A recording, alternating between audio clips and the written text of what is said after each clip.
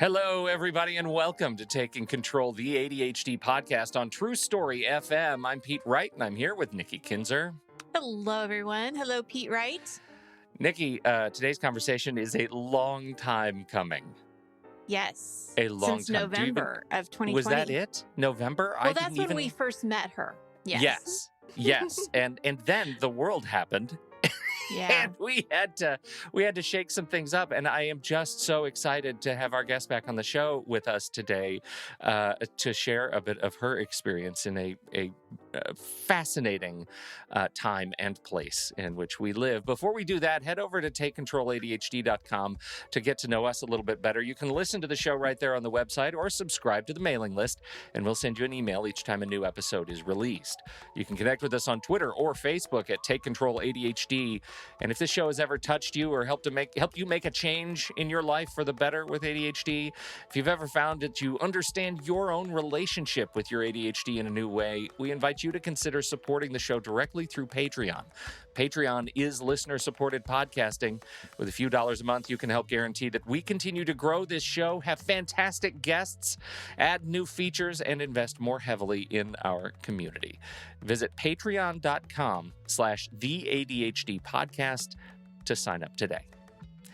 And I have to say, we welcome our new members. Our membership is on a bit of a run. We're growing right now, and I'm so excited about it and petrified. We just released our ADHD resource library, and that was our last tier. And then I am on deck for a new tier. As soon as we hit this new goal, I think we have less than 20 members to set our goal, and Pete's going to be doing a new podcast, a new tech-related ADHD podcast, and I'm nervous about it. It's going to be members only, not even available at all to the public, and it's coming. So if you're interested in that, if you want to support development of that show, a second ADHD podcast with Pete. I'm speaking about Pete in the third person as if he's a different guy. It's kind of funny. He's actually me. And you want to support that, Pete. Again, head over to patreon.com/theADHD podcast to set up, to help support podcast number 2. Pete number two. Pete 2. That guy has it in for him. Who knows what's coming down the pike. Any other news, old business, Nikki? Nope, we're good. I love hearing that. All right, let's get started.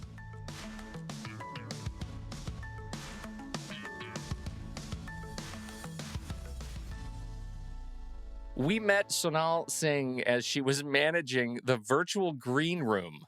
She was our host for the session, not last year, I guess, but it was the year before now at the CHAD International Conference on ADHD. Our paths, weirdly, had never crossed, yet we started chatting and realized just how fascinating her experience in the ADHD global community is. She is India's first certified ADHD coach. What would you do if you were in her shoes and you had the opportunity to teach all of those in your sphere about neurodivergence and executive function and the entire spectrum of ADHD who had not experienced it, who didn't know what they were living through? I think that is amazing. Of course, Sonal is doing much of her work with the international audience from her home in Delhi, and we certainly don't want to set her up as an ADHD savior for the entire country. We don't want to do that. That's might be too much for her to shoulder, but we do think hearing of her experience in this place and time can give us a fascinating insight into the development of ADHD awareness as a culture and might just help you have those conversations with your own. Sonal Singh, welcome to the ADHD podcast.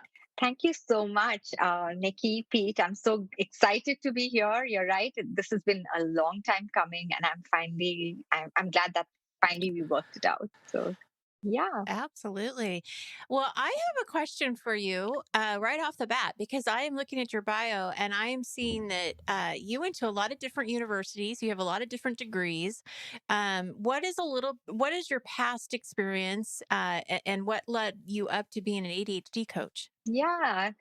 So I started off with studying business and finance, and that was my life's goal, to be in finance, because that's what I loved. And that I did that in the US and came back to India and did business journalism, did consulting, went back to Thunderbird for my master's degree, and then came back to India again and decided Mm-hmm. to help my parents set up a nonprofit here. So I've been running this nonprofit called Maitri India for the last 15 years.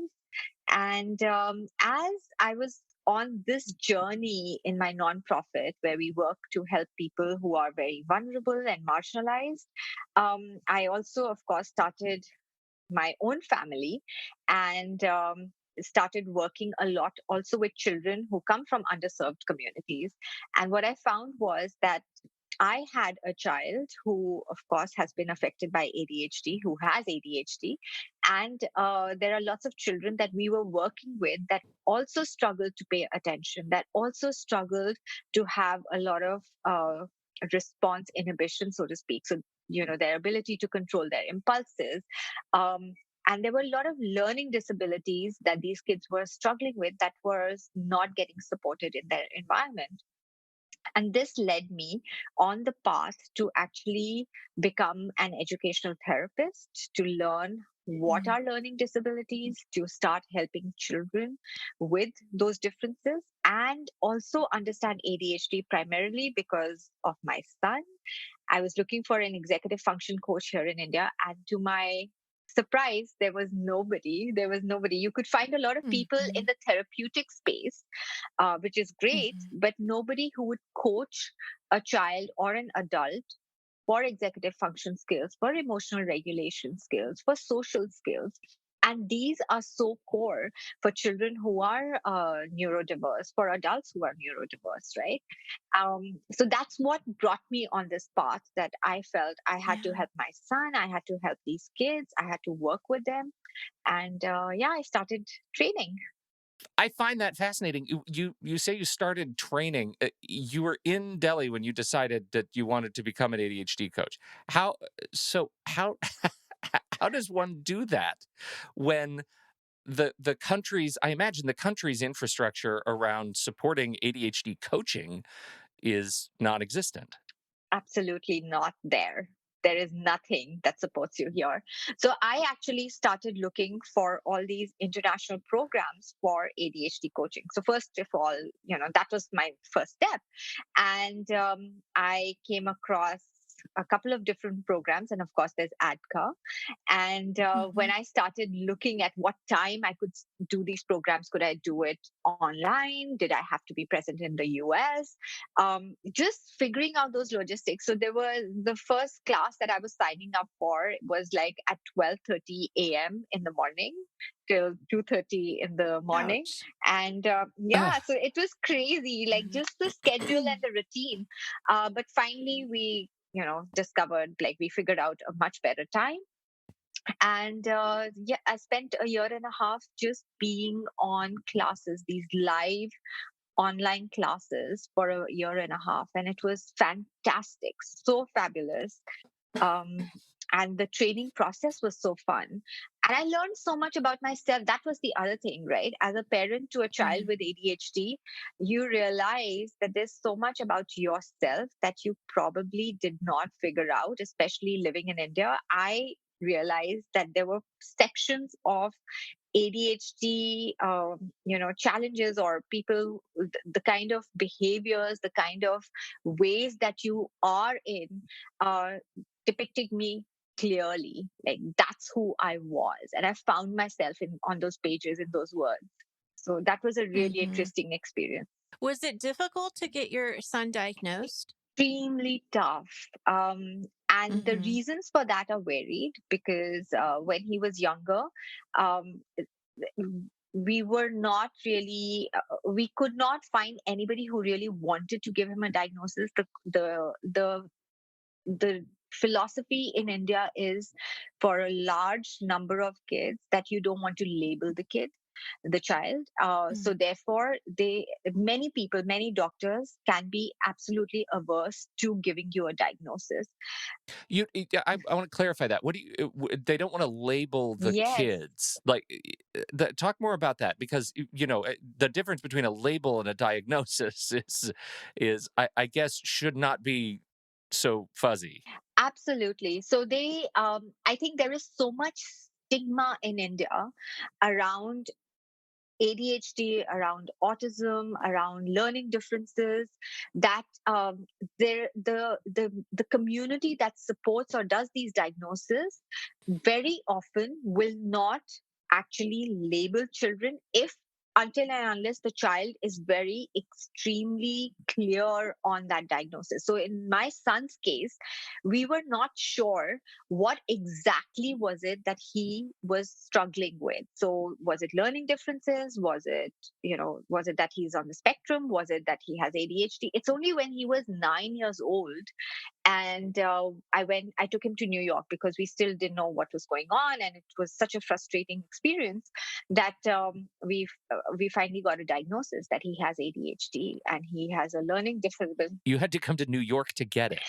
I had to come to New York. That's not to say one could not get it here if I had Yeah. really pushed hard, but everybody would continuously give me no answers, or maybe he's on the spectrum, maybe he has, actually ADHD was never really even talked of, and nobody really discussed that he needed support with executive function skills.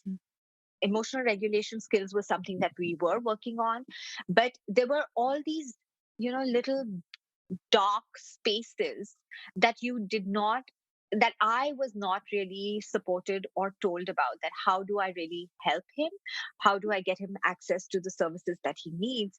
Till we had this very and this was his second assessment, a very detailed assessment in the US. Before that, he'd been assessed 3 times here in India and in the US. And that's when we clearly got a diagnosis that he has ADHD. Hmm.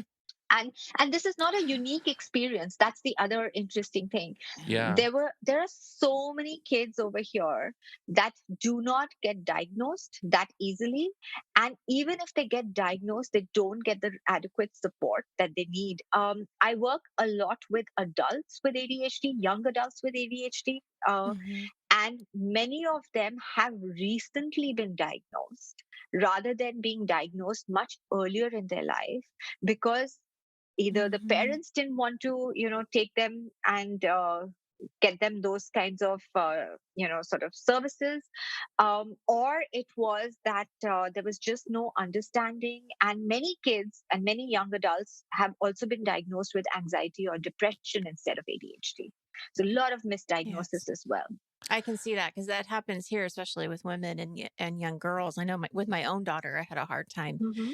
getting diagnosed, and I can't imagine how difficult it would be when it's not really even thought of, in India. Like it's not even something that's on their radar necessarily. It's got to be really difficult. So you work with young adults, Yes. right? Or I mean, with adults with ADHD. Do you also work with children too, or? So I work with anybody above the age of 12, and I work Hmm. a lot with parents of children with ADHD or any other executive function, emotional regulation challenges. And of course, I work directly with teenagers and young adults and everybody else, the general Hmm. population. Hmm. I wonder if you could reflect a minute on what it's like helping people make that transition from living in a place where ADHD is not a generally broadly accepted diagnosis to realizing through their work with you that not only should it be, but they have it, they live with it. What is it like to experience that with people?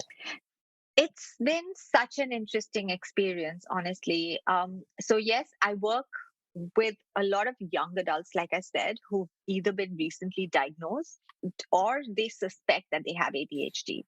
So, it could be either one of those issues. And many times they come to me because they are struggling with your, typical executive function challenges, or they're struggling with emotional regulation. And it is having such a deep impact in their lives, whether it's in their academic life or in their work life, whatever spaces that they are active in. So when we start working together, the first thing that we do is really start understanding what they are experiencing as a person with ADHD, and how it is actually a valid experience. It's not something that is made up. It is not something that needs to be judged or criticized by not only others, but even by themselves, because they are so conditioned to feeling less than, that this is just a made up story, that I am actually this lazy person, or I'm this person who procrastinates, all the time, just because I don't understand what to do, or, whatever other sort of conditioning or other criticism that they've heard. Right. So this is where Mhm. it really comes from, that the first step is just that validation that what you are experiencing is real, and that in itself is transformational. Yeah, I have to imagine. I have to imagine that grand awakening is extraordinary, right? That they realize here's who I am, but this is why I feel different in my community. Well, and I know that even here, a lot of people don't understand coaching. Like they don't understand what it is, what's the difference between coaching and therapy, or they've never heard of ADHD coaching until kind of come across it or something, Hmm. a podcast like ours, Yeah, Pete. right. Uh, so I'm curious, do you find that too, where people are like, I don't really know what you do, but I'm curious, so I want to know more about it? Definitely, yes.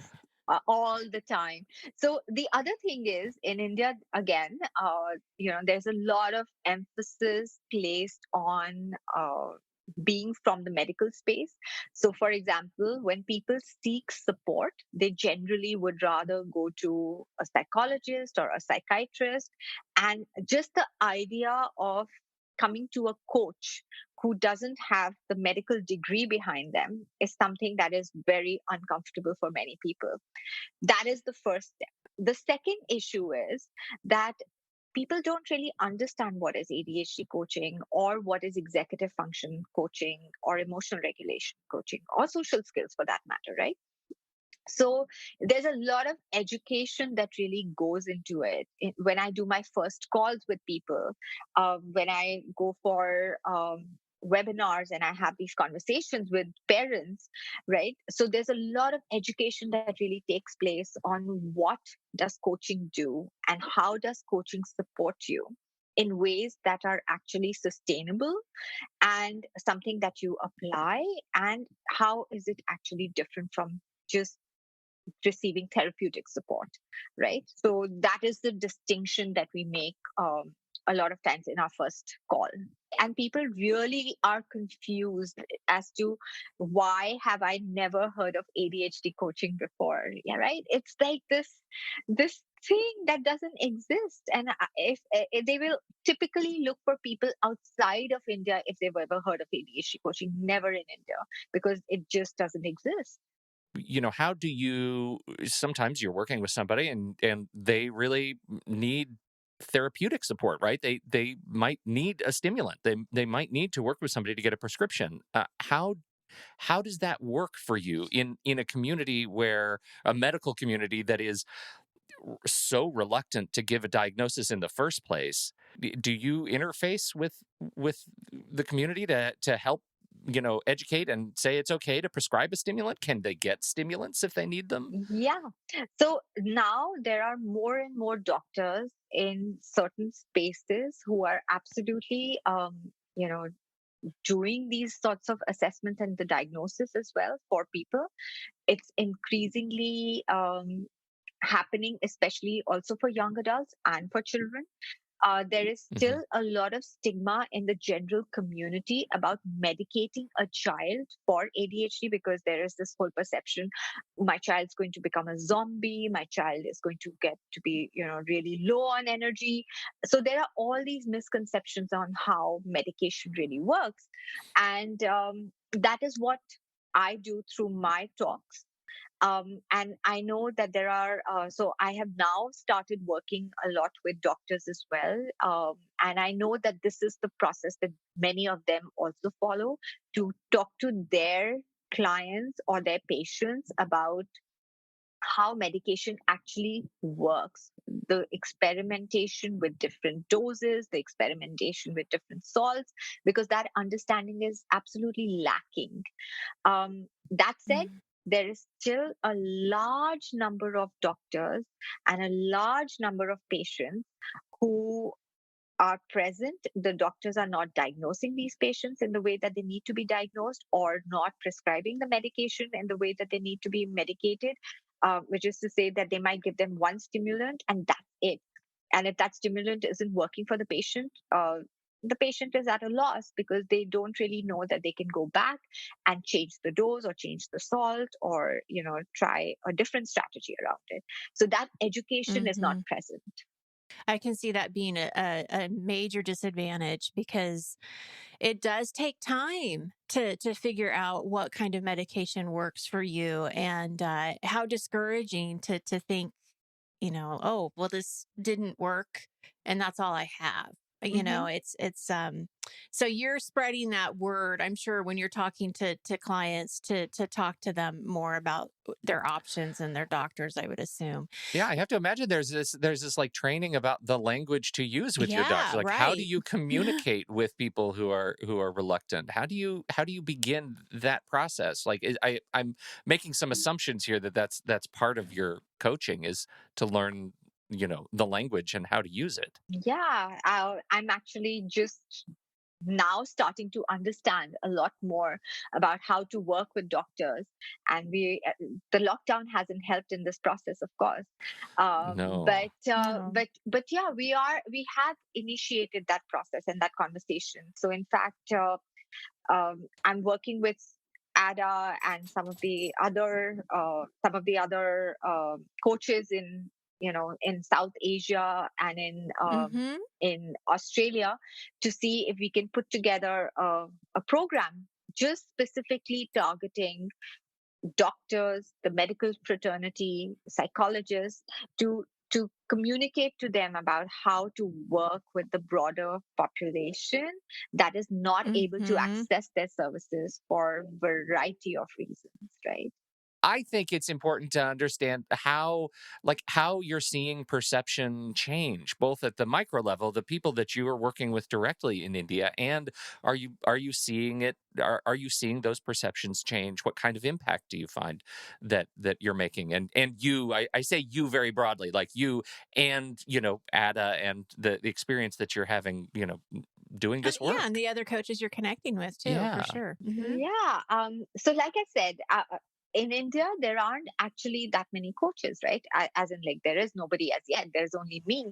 But There aren't people, very many, as in one. as in one. But here's the good Yeah. thing: there are lots of people who are actually able to access coaches outside of India, right? So people are getting Mhm. aware that there is something like this that exists that can support them. That is a great step forward, honestly, because you want people to go out there and seek help, right? um Mhm. the kind of impact that I see, or the kind of difference that I see in the time that I've started working in this space, is that there are more and more people who are willing to take that step. There are more and more young adults, especially, who own the fact that they have ADHD. They are not shy of it. And they're so curious about how they can help themselves to actually manage the challenges, or the different, or understand their ADHD for that matter a lot better, to understand how do they hone, their strengths, and how do they actually work on the different challenges that they have, and move further in whatever vision of life that they want. And that has been really great, because I don't think this is something that I saw when I first started working in this space, where people were very reluctant to talk about their ADHD.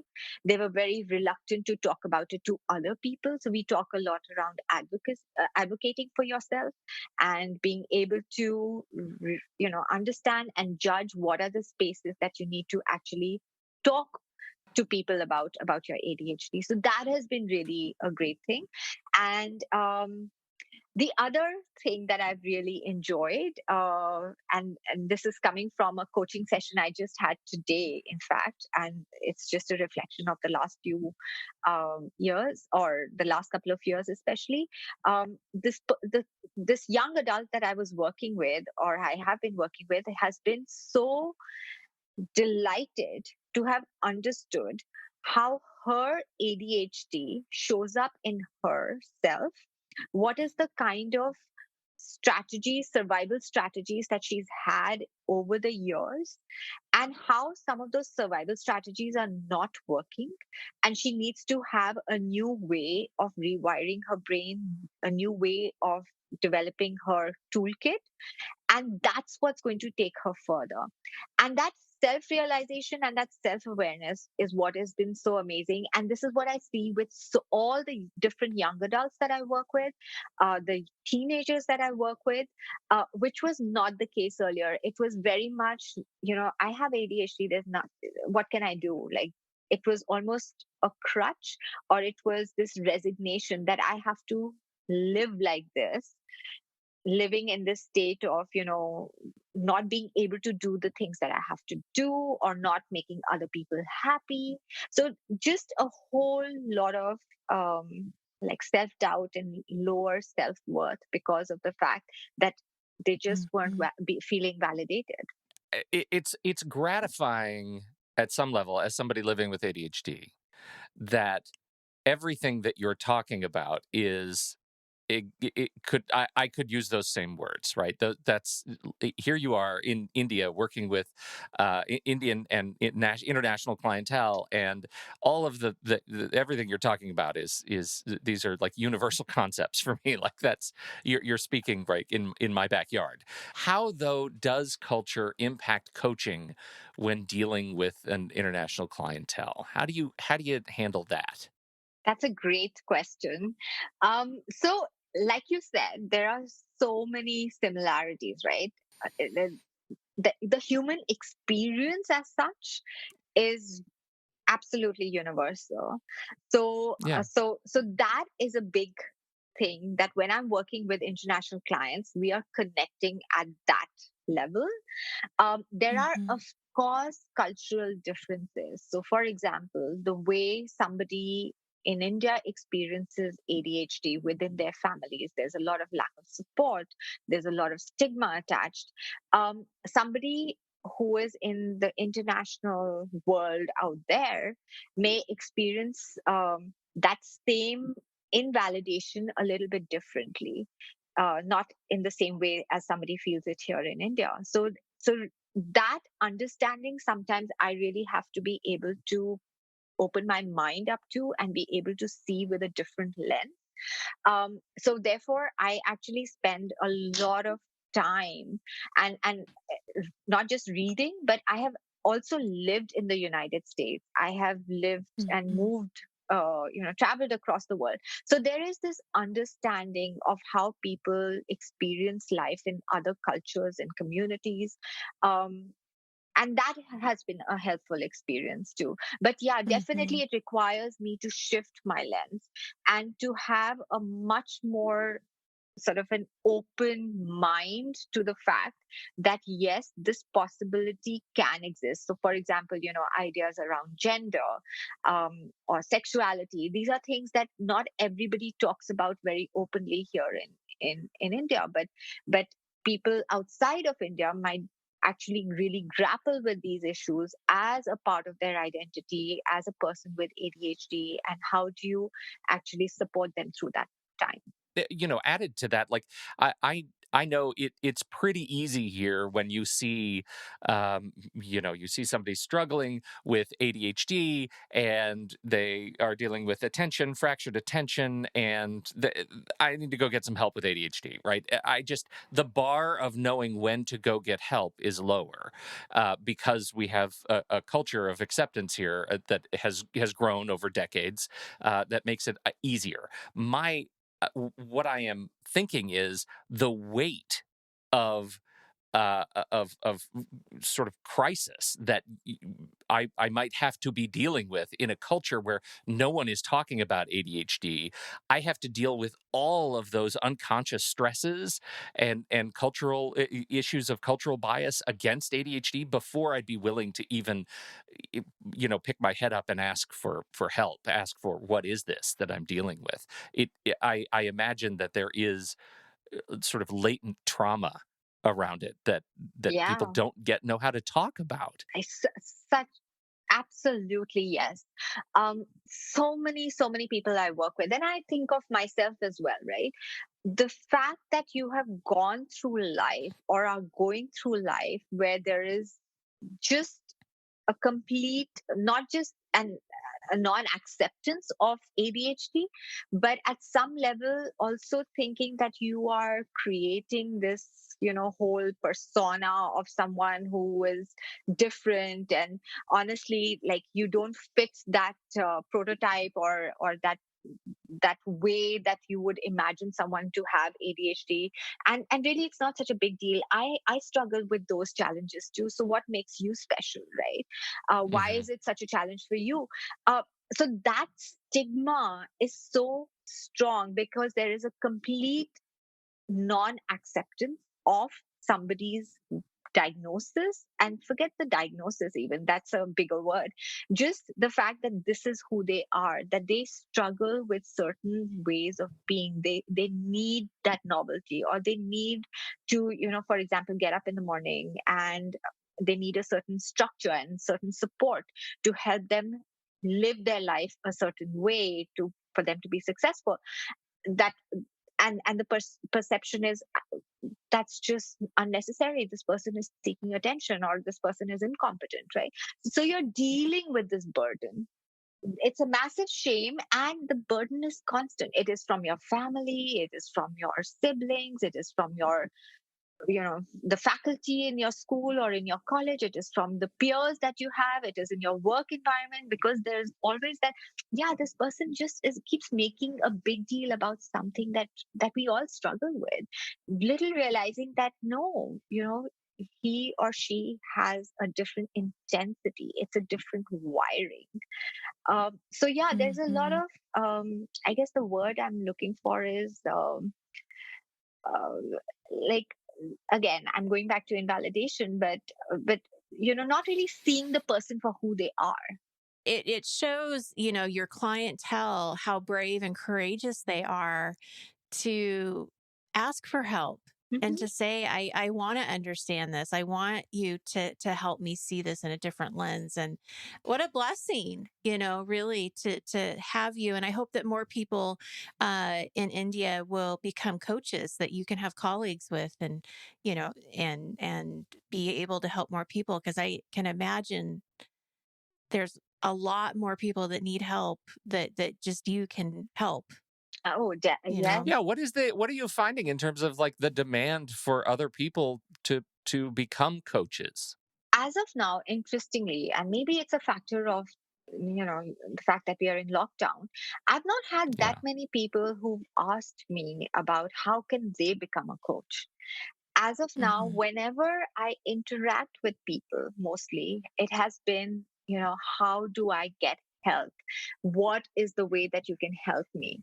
Um, and if you can't help me, where else can I seek help outside of India if it's not here? Hmm. But strangely, as of now, because I think this whole notion of ADHD coaching is so new, and Mhm. just to bring that conversation in for people who are in the ADHD sort of little spheres, still has to start to take place. So, for example, I had started a peer support group for Indian young adults.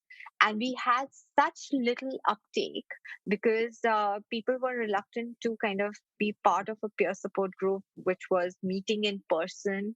They didn't really know what to expect, how to interact, and what to expect from it, honestly. It's Mhm. taken us a while to get to a point where we have a peer support group for Indians outside of India, and they are very active. So slowly we are bringing, trying to bridge that gap where we have a space for global Indians or global South Asians, and Mm-hmm. everybody around the world can participate in that space, and then generate more conversation again about, how do you help your ADHD, and ADHD coaching is one of those things.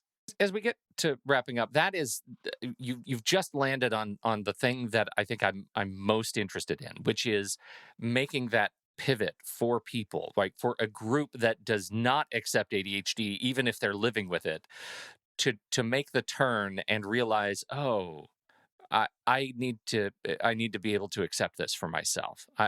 My life will be improved just at the awareness of living with ADHD.